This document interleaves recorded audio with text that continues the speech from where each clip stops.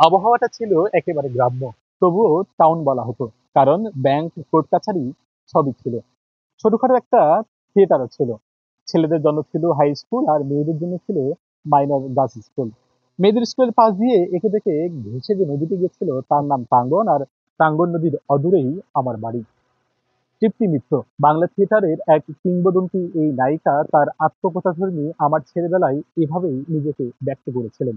১৯২৫ সালের ২৫শে অক্টোবর ঠাকুরগাঁও শহরের এই বাড়িতেই জন্মগ্রহণ করেন এই বাংলা নাটকের এক কিংবদন্তি এবং থিয়েটারের এক কিংবদন্তি তৃপ্তি মিত্র।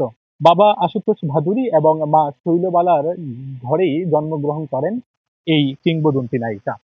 তারপরে একে একে ১৯৩৯ সালে তার পরিবার সহ ভারতে চলে যান এবং ১৯৪৫ সালে শম্ভু মিত্রের সঙ্গে বিয়ে হওয়ার পরে তারপরে তৃপ্তি ভাদুরী থেকে হয়ে ওঠেন তৃপ্তি মিত্র। তারপরে একে একে আর পিছনে ফিরে তাকাতে হয়নি এই তৃপ্তি মিত্রকে। যদিও তার বাংলা থিয়েটারটা শুরু হয়েছিল এই ঠাকুরগাঁও থেকে এবং এই বাড়ি থেকেই। এখন এই বাড়িটিতে আলাদা ব্যবসা বাণিজ্য হচ্ছে এবং বিশেষ করে আমরা কথা বলেছিলাম ঠাকুরগাঁওয়ে যারা থিয়েটার করেন এবং যারা নাট্য সমিতি নিয়ে কাজ করেন তাদের সঙ্গে। তারা বলছেন সেই ১৯২৫ সাল থেকে ২০২৫ ১০০ বছর হওয়া সত্ত্বেও নীরবে নিভৃতে এই কালজয়ী অভিনেত্রীর জন্মশতবার্ষিকী চলে যাচ্ছে, কিন্তু এতে কারো কোনো মাথা ব্যথা নেই।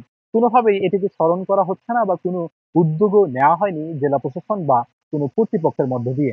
তারা মনে করছেন এই কিংবদন্তি নায়িকা যেমনিভাবে নবান্ন, অভিযান, আগুন, জবানবন্দি এবং ১৯৫৯ সালে ঢাকাতেও তিনি কিন্তু মানিক বন্দ্যোপাধ্যায়ের সেই পদ্মা নদীর মাঝির উপর যে উর্দু নির্মিত যে নাটক সেটিতেও কিন্তু তিনি তিনি নায়িকা হিসেবে এটিতে নাটকে অভিনীত করেন। তাই থিয়েটারে গড়ে ওঠা এবং শুরু করা সেই কিংবদন্তি নায়িকা তৃপ্তি মিত্তর আজ ২৫শে অক্টোবর ২০২৫ জন্মশতবার্ষিকী।